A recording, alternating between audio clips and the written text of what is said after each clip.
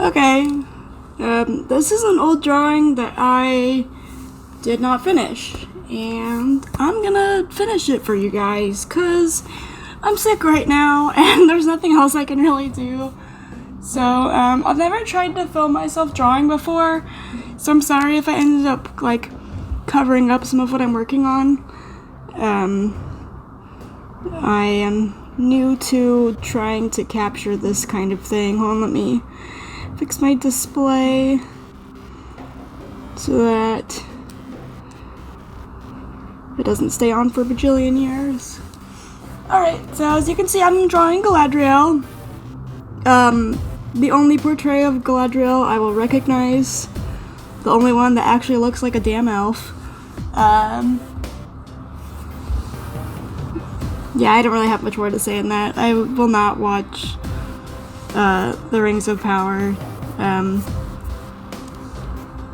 It's just totally taken the spirit out of Tolkien.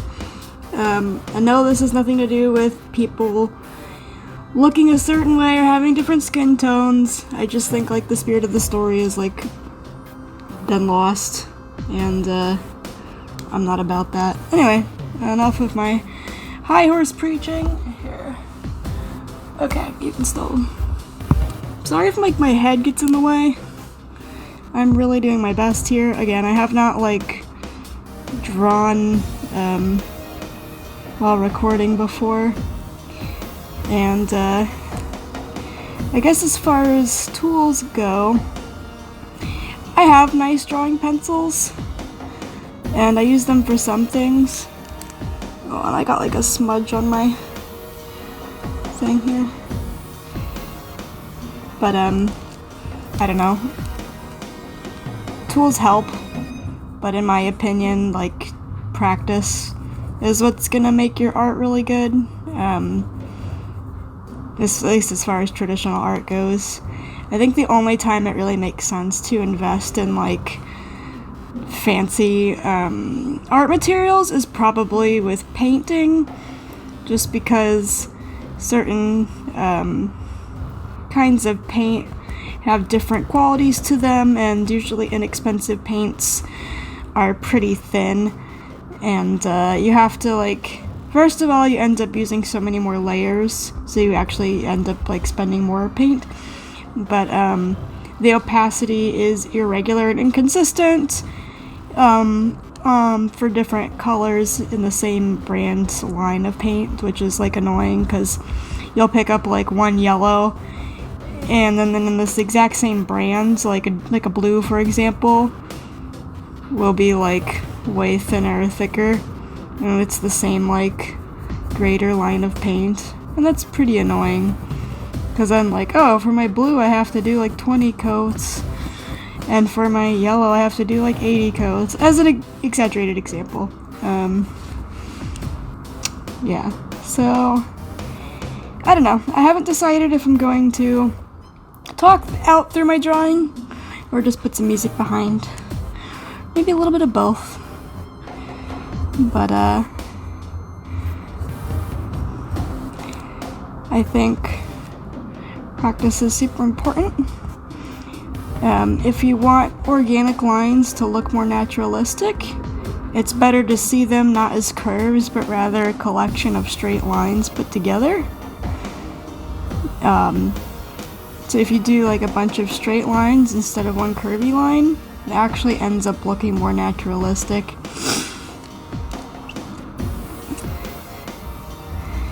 But that's just something one of my professors had taught me, and I found it to be true. This line is not going well. Let's see here. Okay. Noses are really difficult, and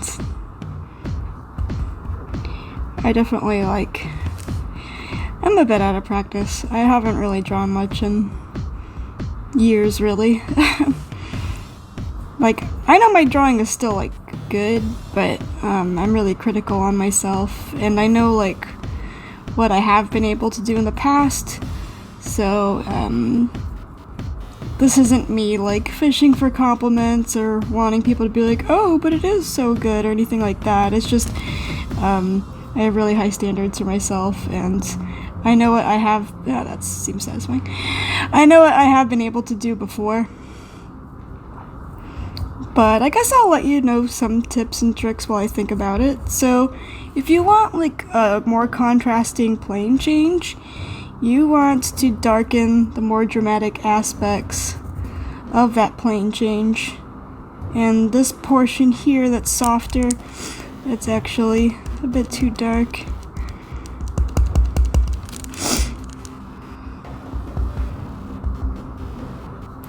The thing about using like drawing pencils is that they have different softnesses and hardnesses to them, and soft pencils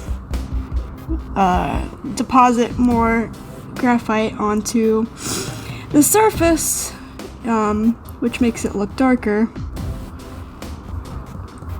And the advantage to that is you have a little bit more control over the variety of mark making you're depositing onto your paper. But like I said before, I'm kind of lazy, and I'll usually just use a mechanical pencil because I don't have to sharpen it. And sometimes in the end I'll go in and bring my other pencils to add in the rest of like more shading and stuff.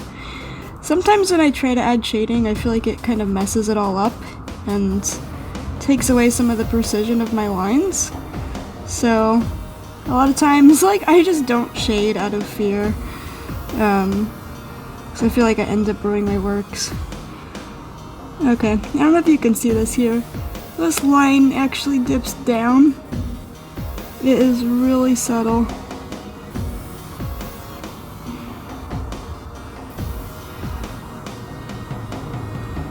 I think, as far as like technical drawing goes, you're not so much training your like skill at hand, although that's definitely part of it. What you're really doing is you're training your eyes to perceive subtle differences in plane changes.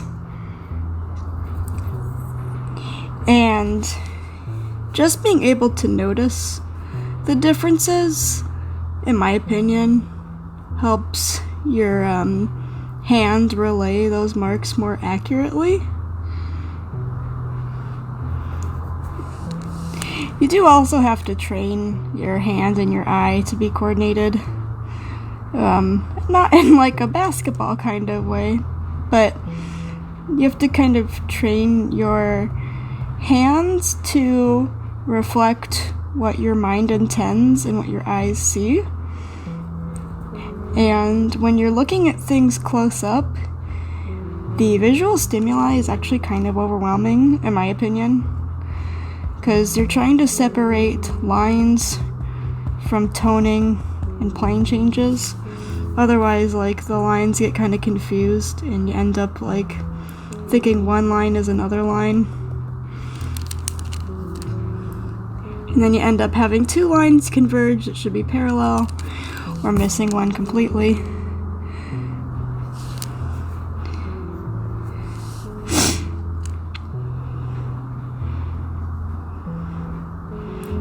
What I find is helpful is to you can kind of see how I've done it here.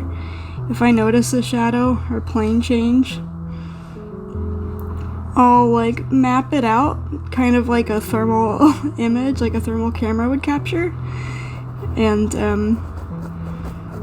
that helps my mind map and keep track of plane changes, so I can just focus on specific line details and building those up. And if you notice, I don't work on one particular piece, or I don't have a certain pattern in which I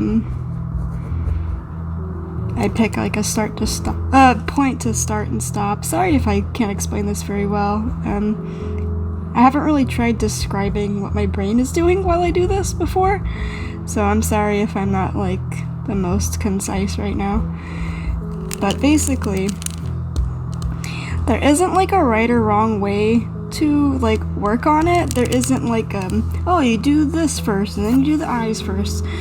Some people will say like, oh, I always start with this part, or I always start with this part. I think that's just personal preference. I don't think it matters or makes your drawing better or not. As far as like faces go, or still life of any kind, I think it's important to map out the general geometric shape. So this is basically like a triangle, and then like this point to this point to this point is kind of like an ovally diamond here, and this point to this point to this point is like a triangle in this direction, and basically mapping out the general proportions is important.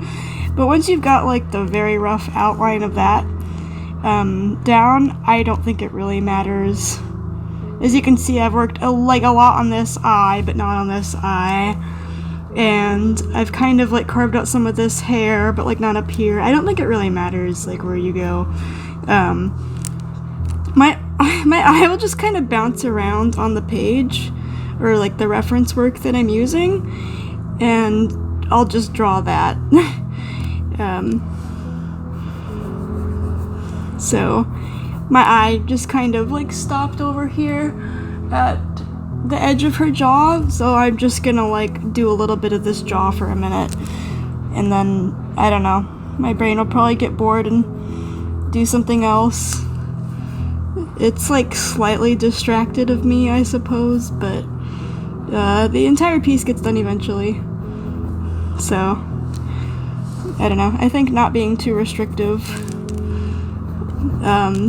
helps your brain focus on, oops, that's not what we want. I think not being too restrictive on specifically where you're working helps your brain focus on the different lines and plane changes, rather than like if you force yourself to do one or the other. I think like the task is harder to accomplish because you get too caught up in doing things the right way or whatever. And I just don't think that's like a very helpful way to get things accomplished. I'm sure people have like their different opinions on that, but clearly I can draw. So my way is fine. I don't know when that stopped. That's annoying. I'm using a different camera. My old one would like stop recording video after like 15 minutes. And it seems like this one does the same thing, so that's great. Alright. I'm gonna work on this eye.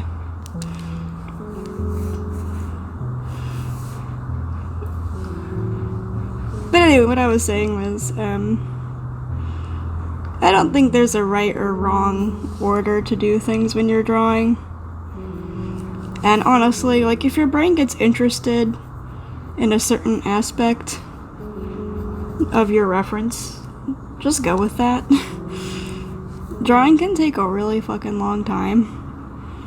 So I feel like if you just let your brain do what seems interesting at the time, you'll be able to last longer, because it is like a long enduring process. I mean, yeah, like it's ideal to get in a flow state, and like when you can't get in a flow state, you just kind of go till it's finished, and that's great, but it's not always easy to get in the flow state. And so for the portions of your drawing process where you're not in a flow state, I find it's best to just work on the portions that seem interesting. Maybe that's why people start with certain ones and follow patterns. Like some people like always draw the eyes first or whatever, or some people always save them for last. Maybe that's just what is more interesting for them. I don't know. I'm not an expert. I am not a teacher. So, in my opinion, eyes do not have to be perfect. I feel like if you get the corners right, and you get the light bubble, like the highlight good, I think it's pretty solid. I feel like the eyes can be pretty forgiving if you get those portions right. So you get the 2 anchoring corners and get yourself a good little light bubble.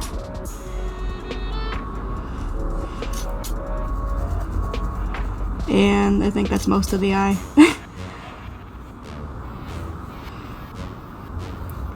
Like anything, there's tricks to drawing, and I think unless you're a really gifted teacher, they can be pretty hard to explain.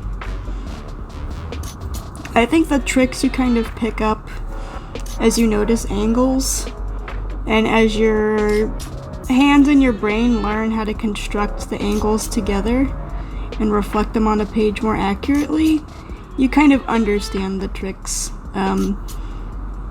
They're not really easily taught, which is not like a gatekeepy thing, it's just a practice thing. I also want you to notice that when you're doing a pupil, the dark portions of the iris will bleed into the pupil, and it is super okay to merge those together.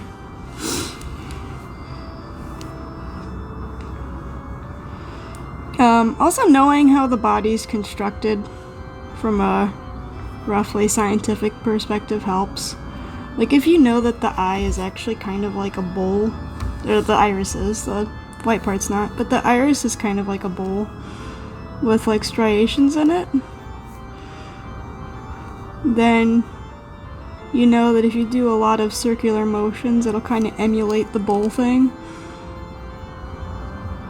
And your brain will kind of like put it together, like the when you're looking at the work, it'll subconsciously like say, oh, yeah, that is a bowl shape, so that means I think that this eye is realistic-ish, or whatever, more or less. So I see a shadow here. It's pretty subtle, it's two-toned. There's like a pinkish shadow here, and there's like a blue-green-purple shadow here. I'm just gonna map those out. And then I kind of notice there's a highlight here. The highlight travels around here. And then there's the bridge of the eyebrow, has like a slight shadow from the hair here.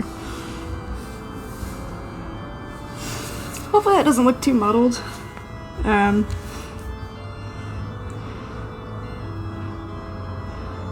do make mistakes, but I end up, I mean everybody does, but I end up doing so much like subtle mapping while I'm drawing that I could kind of like do the mistakes lightly so they're not seen as much, and then I can kind of fix them before I put the hard lines down. Does that make sense? It's okay if it doesn't.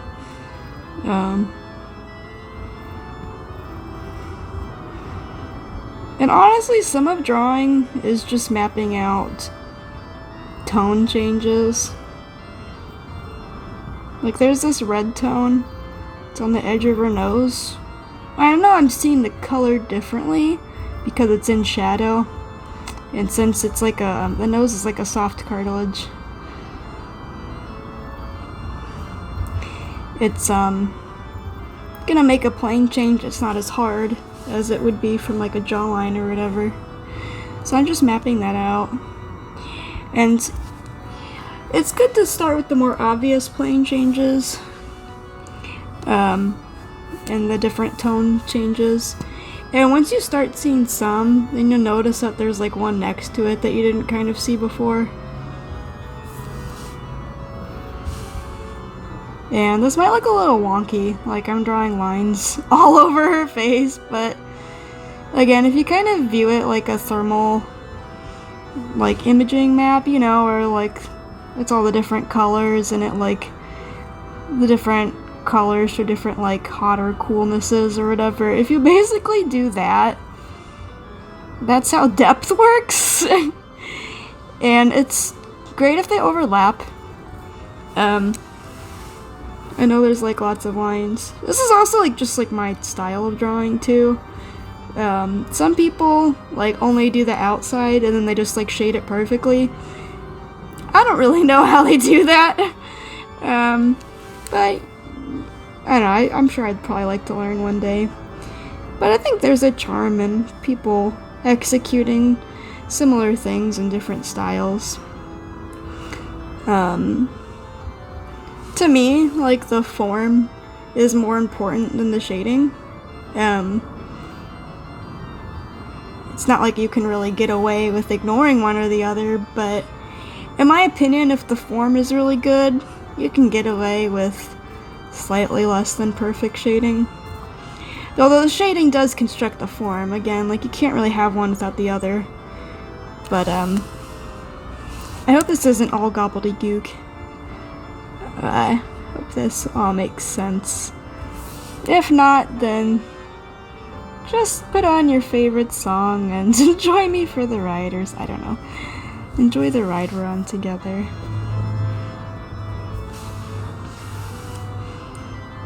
And, a lot of people are, like, afraid of making, like, the nostrils into, like, black holes. Like, a lot of people think, like, nostrils, like, when they draw them, that they're too big.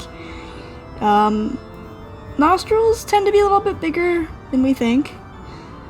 And there's nothing wrong with that. You just gotta, like, trust the process, basically. If you're drawing a portion and you're like, this feels like it's not the right size, but all of the indicators of the proportions next to it are telling me that it is the right size, you just gotta trust it and go with it. And it's also good to, like, stop and step back, because sometimes when you're really close to something, after a while, it, like, seems normal, but when you step away, you're like, oh, this was bonkers. I was not capturing the proportions of this correctly. So it's good to stop and step back for a while. I guess that lends to me jumping around the page a lot. It kind of helps. I didn't do it specifically to avoid getting stuck on a portion, but I think that it helps avoid that a little bit. So, something to think about. And as you probably have noticed by now, like, in my opinion, drawing isn't a bunch of dramatic, like, really amazingly executed sweeping lines.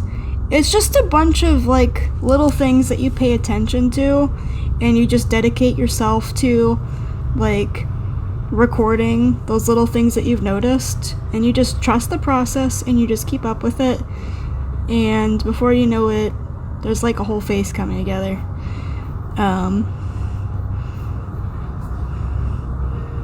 So, this looks crazy, but there is, like, a light shadow here, or a highlight, or whatever. I don't know. It feels wrong to me to just have this triangle point sticking up there, but I'm just gonna trust it. And let it be. And then I'm gonna notice some other shadows. Like, I didn't really notice this V-shaped shadow here. You probably can't see it in the camera, that's okay. I think the thing that improved my drawing the most was slowing down and taking the time to really analyze how things are constructed. I know I talked about that a little bit ago, but I just want to emphasize that. Understanding, like, how things are constructed, especially faces. I prefer to draw people. So, like, I know that there is, like, a hard bone here. There's less muscular tissue on the cheekbone, and the skin is stretched a little bit more tightly here, which gives the appearance of more firmness here.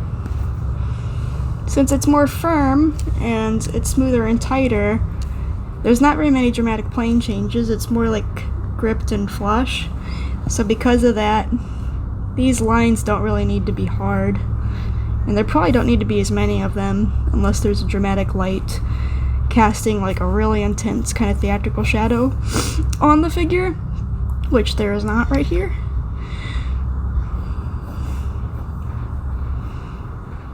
I'm actually getting to a point where I'm almost done. Like I said, I don't like shade all the way because I'm kind of like bad at it. I just use line work to imply shading.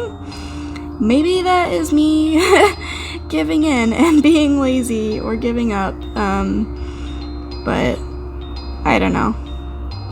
I'll just say that it's my style, and that gives me a free pass, right? So this looks like it goes down here, but actually, I don't know if you can see, probably can't. So it looks like there's a line here, but it actually like dips down, goes here, there's a slight bubble in, and then it goes up.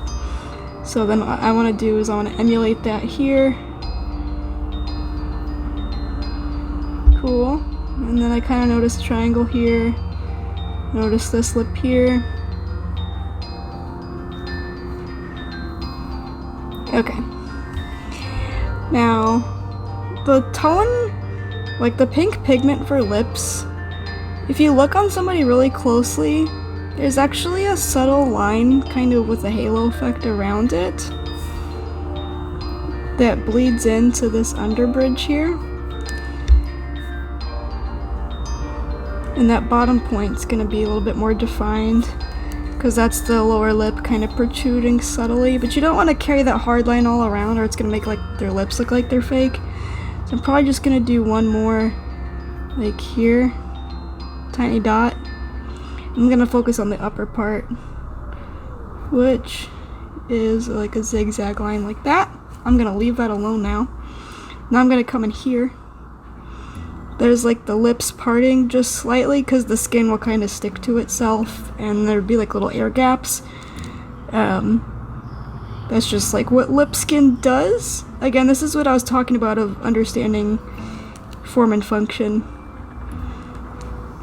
Okay. And then what I like to do for the lips to get texture but not get carried away but still emulate depth is I like to just cut some lines where I think the major plane changes are, and then I'm just gonna connect just the top of those really softly. I hope this is not complete gibberish. Okay, so that's pretty good there.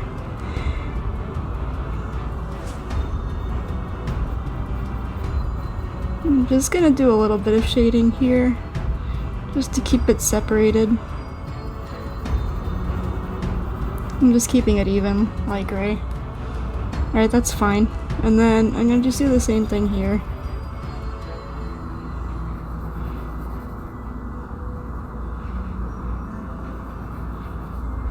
Okay, so sometimes when you add shading you lose information, so I just want to come back in where this dark area was and just cut. And since there's a couple lines, I'm just gonna cut. You don't want to do too many lines because it kind of is gonna make them look like a mummy. You just want a little bit to give information. You basically only need to imply things. Your brain, like the viewer's brain, is constantly analyzing. It's constantly putting things together like a puzzle, and the viewer's brain will fix any missing information. You do not need to complete every detail in a drawing. You just need to provide the viewer with enough information that their brain will finish it for you.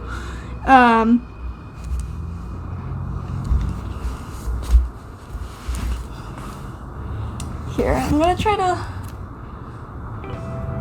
There you go. I know with the light you can't see all the information. Can you see that better? Let's see here.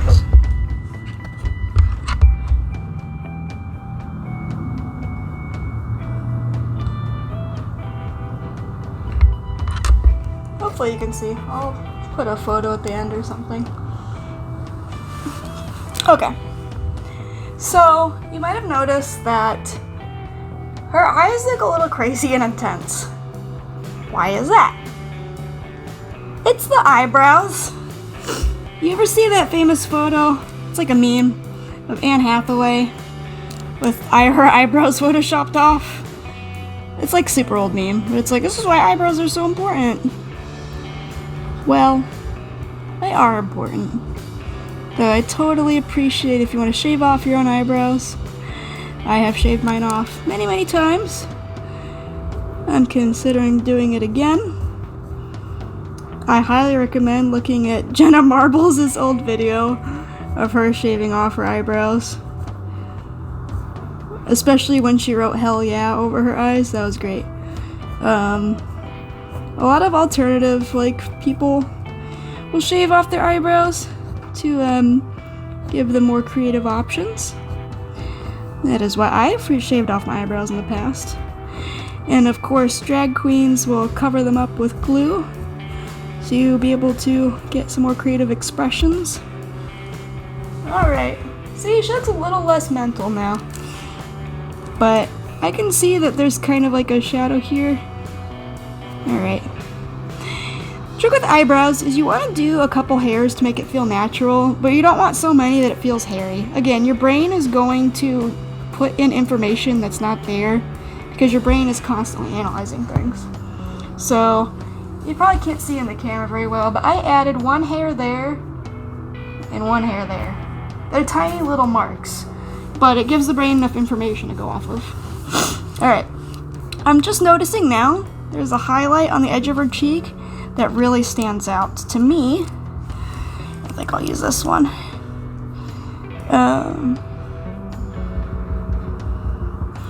Sometimes using an eraser and just patting and lifting off the graphite is enough. Hopefully if you have a good quality eraser, it's not going to smudge. Although sometimes things will surprise you. Alright, and I'm feeling that I need a line here. That's too much. I'm gonna cross it. Okay, I like that. Is it technically a part of anything on here? No, but I just feel like it made the thing better. Now I'm noticing that there's not enough lash line carried down on her eye here, so I'm just gonna, in some really small circular motions, add on a little bit of shadow. Okay, now that gives a visual problem here. I don't know if you've noticed that. Super okay if you didn't. Now I'm just gonna do some small circles. It's getting better, but now it looks like there's like an emptiness here. And now I'm feeling an emptiness here. It's better. Is it perfect? No, but I'm gonna stop there. Again, leaving things slightly unfinished makes it look better. Alright. These lashes are a lot darker than these. So I want to just add some there. And I'm gonna do like a couple lines. Maybe like one or two. And that should be enough. Alright, now I want to darken this pupil because it doesn't seem even. When you solve one visual problem, another one's often created. That's okay. Alright, I feel pretty good about that. I don't want to overwork the face, so I'm gonna do the hair now. Alright. So, it's good to get the general angle of the thing, so I'm gonna use the eyebrow point as a reference to the bottom of what shows in here. So I'm gonna get the angle here. And then I'm gonna emulate that. Boom. Okay. Now I'm gonna do from here to the bottom again. Even though it's almost the same, the angles are gonna be slightly different. And that just helps a little more accuracy. Okay. Those lines are super light, you probably can't see them, but that's okay. Alright, now, am I pretty satisfied with the bangs up here? Almost. This looks like a bit flatter though. Looks like that's kind of flat. And it kind of goes up here. And it goes here. And it goes up. And I know I kind of hold my pencil weird sometimes, but I think it's more helpful.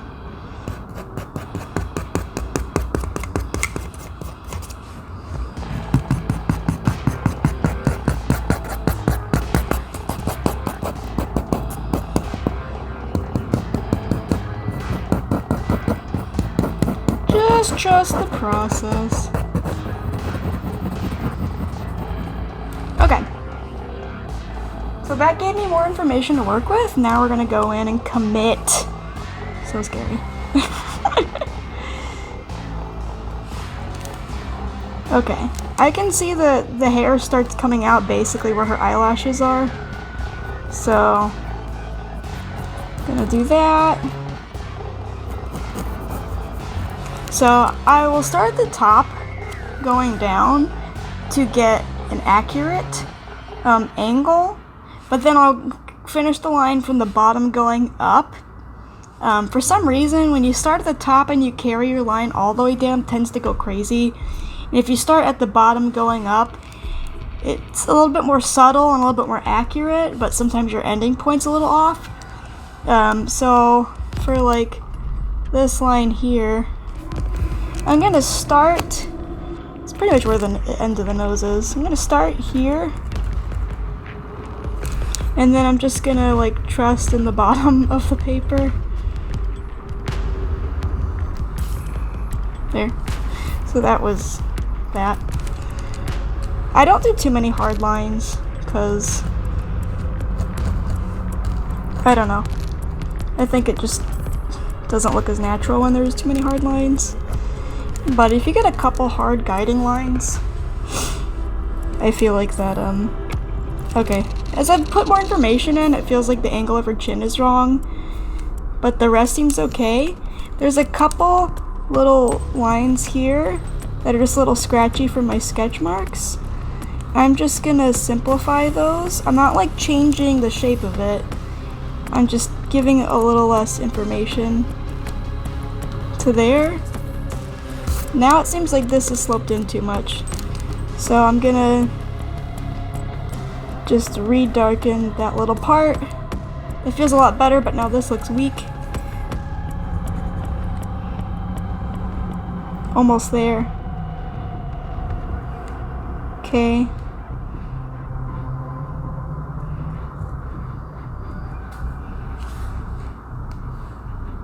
Seems better. This is still bothering me though.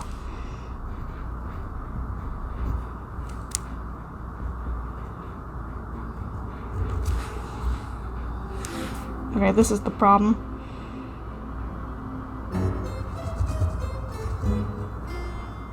That feels better to me.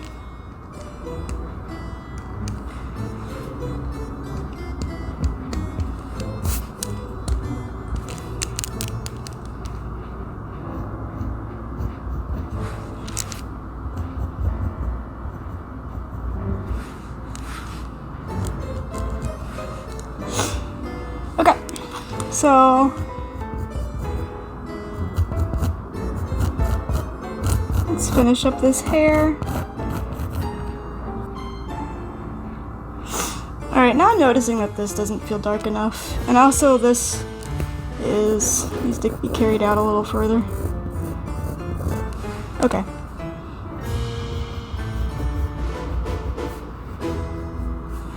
Alrighty. Notice instead of erasing it, I just added more information around it. You don't need to erase every change that you make in a drawing. Her jaw is still gonna exist behind this hair, and hair is pretty much, it's not transparent, but because there's lots of air between the strands, it seems transparent. So, I didn't need to erase this portion of the jaw that I am covering up with the hair. I just simply need to provide information around it that is more visually pronounced, I guess you could say. And it's still gonna apply that her jaw's in there.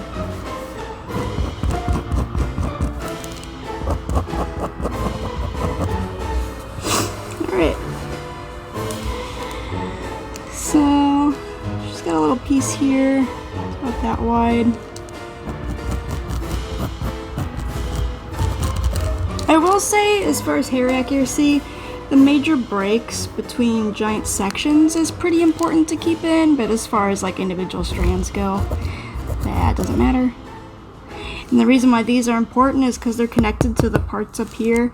So if these seem like they're in crazy orders, your brain will kind of feel like it doesn't match the portions that are separating up top, even if you can't see where they all fall around the head. Basically, when you're drawing, you have to keep in mind that the brain is going to be working all the time and analyzing what it's seeing, because that's what brains do. And you can play into that and use it as a strength in your drawing.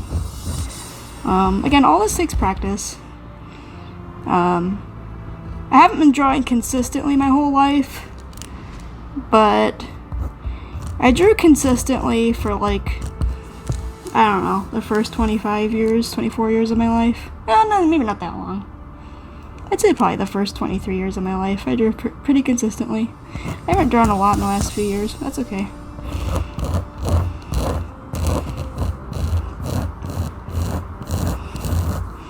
And hair is like water, but it's solid. So, I don't know, that's just how I see it. Alright. And by that I mean the pattern, the flow, its imperfections, pieces falling outside the lines, all that's fine.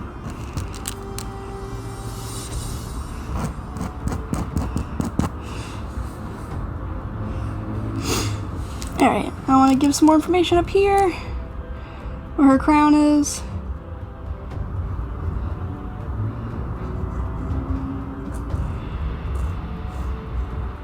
Okay. And since this is a wig, the part isn't going to show any skin. So it's got a rather tight weave up here. And then it kind of like hazes into highlight. So we're not going to get very much information here. And that's part. Should probably move that down a little. That's fine though. And then let's work on her crown here. I'm just focusing on the major shapes that I notice. I'm probably not going to copy the crown exactly, because I don't know. Fiddly shapes that are really detailed, I don't have time for. That's why I never draw like plants, because there's too many damn little lines. I just can't be bothered. And everybody likes faces. No, I don't draw faces because everybody likes them. I draw them because they're so human, naturally. I don't know, I just feel connected to the face.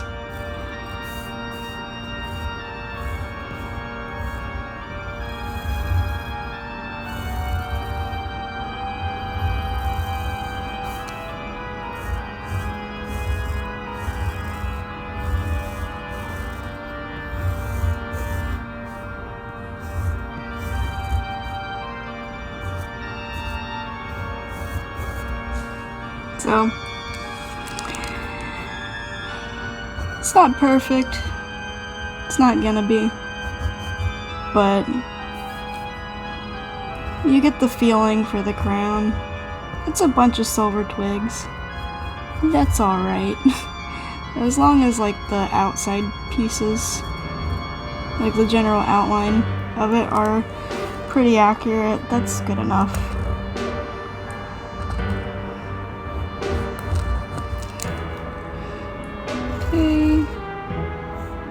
Well, if I said I'm not gonna like draw it very accurately, and now I'm like trying to draw it accurately, I don't know.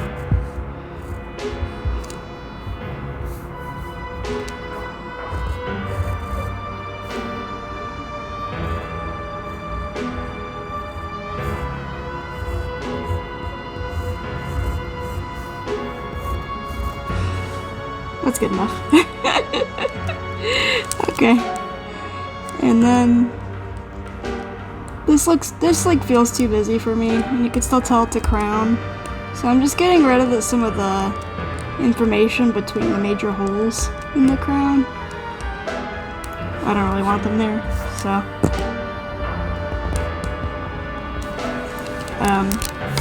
Even if you like haven't practiced drawing very much, I hope that like my talking out the like kind of decision-making process you do when you're drawing helps you understand it a little bit. And if you are wanting to improve your drawing, I think the most important things, like I said earlier, were obviously you need to practice, but just taking the time to slow down and pay attention to how things are constructed. Those are things that can take like a pretty long time to like understand, to grasp, to sink in to your decision-making processes. It'll take a while for your brain to get used to looking at things a different way, because it's a slow way, and your brain is basically evolved to make fast decisions, to gather information quickly, to ensure your survival, right? And gathering information that's tiny and slow over a long period of time is not gonna be what your brain is supernatural at, for most people. So I think a lot of people, when they get down on themselves for being bad at drawing, I think that they shouldn't be hard on themselves. They should know that the act of like the different things that your brain has to do to get good at drawing are things that aren't really natural to how your brain behaves on a regular basis, especially the way the world is right now. We take in so much information through the internet, through advertising, billboards, driving around in a car. Your brain takes in so much information so quickly. So doing something that requires it to behave differently than it normally does is not easy, and it takes time to develop. And so you shouldn't just tell yourself that you're bad at something, that you're bad at drawing. Being able to draw is just another word for being able to see and record. That's all. It is my belief that most people can draw a lot up to this level if they train their mind how to pick up information, to slow down, and to train their brain, hand-eye coordination. You may say, oh, yeah, right. You know, the thing that you hear everybody say, oh, I can barely draw a stick figure. Well, have you tried to slow down, analyze how a solid object is composed? Have you sat down and looked at all the little straight lines that make up curved lines? Have you really taken the slow route and done that? Most people haven't, unless they go to art school, you know? So I think pretty much anybody can draw. You know, people may have different creative flares. People may have different ideas in their mind that they can come up with a theme or subject that might connect with people on a raw emotional level. Not everybody's going to be able to do that, but if you just want to draw, I think most people can draw really well if you give yourself some lessons. You know, if you're in a position to take a course from an art professor, look at their portfolio first and look at the other students' portfolios. If the students' portfolios and their senior year's work are not impressive, don't learn from them. my school, I went to multiple different schools. My first school, my art professor was amazing and gave me the tricks and information that I just told you guys. I probably wouldn't have encountered that information without that professor, but it didn't mean that I couldn't do what I did without specifically going to school and learning from an art professor. But the school I ended up graduating from, their art department was trash, and most of the work from the graduating art degree seniors were unimpressive. I'm not trying to just throw shade. It's not a reflection on the people or the students. It's a reflection on the instructors. And I feel bad for people spending a lot of money going to school and ending up having instructors that don't give them the information that they paid for, don't actually make their work have that much improvement. I say this to say, going to school doesn't automatically make your work better. But if you can just get some instruction, it doesn't have to be instruction from a person. I've been trying to point out, instruct yourself by slowing down and looking at how things are constructed, and then just commit and dedicate time to yourself to really, really take it in and try to record it with your pen, pencil, whatever.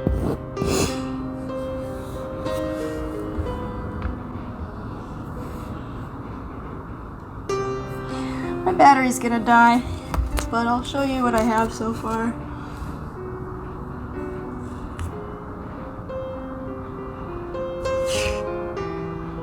But you don't have to go to art school to draw like this. It's a bunch of decision-making processes. It's recognizing the different angles from a tiny, tiny zoomed-in scale that make up something, and being able to just practice executing it. So I can see my hand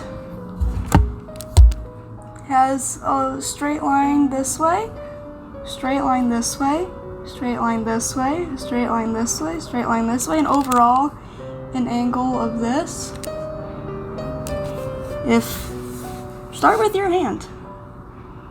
And your first 100 hand drawings are probably gonna be bad.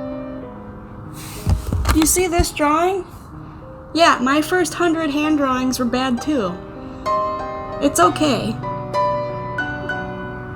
As far as drawing like this goes, this is a bold statement. There really isn't such a thing as talent. There's a thing, it's understanding and execution. I couldn't do this in high school. My drawings looked a lot worse like this in high school. But over the last 10 years since I've been in high school, I've retained the information kind of collecting skills that my eyes can do now, and it's really sunk in, and I can record information with a pencil. It's recording information with a pencil. You can draw like this. I promise you, you can draw like this.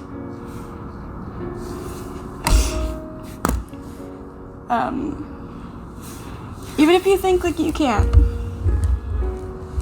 It's just information. I know I've said this a billion times. I'm just gonna keep saying it. Take in information.